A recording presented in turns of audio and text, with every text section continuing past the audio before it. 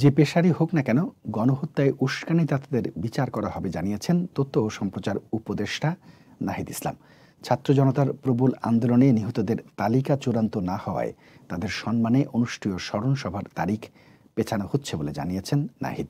বলেছেন, শহীদদের স্মরণ সভা আগামী 14 সেপ্টেম্বর হচ্ছে না, কাছাকাছি কোনো সময় হবে। স্বাস্থ্য মন্ত্রণালয় আহত ও নিহতদের তালিকা প্রস্তুত করছে। এই তালিকা চূড়ান্ত করা যায়নি। তালিকা চূড়ান্ত হলে শহীদদের স্মরণ সভা আয়োজন করবেন। নাহিদ ইসলাম জানান, আন্দোলনের মধ্যে পেশাগত দায়িত্ব পালন করতে গিয়ে সাংবাদিকদের ৫ জন নিহত ও ৯৮ জন আহত হয়েছেন। সব মিলিয়ে এখন পর্যন্ত ৭২৮ জন নিহত ও ২০,২৬৩ জন আহতের তালিকা সরকারের কাছে এসেছে।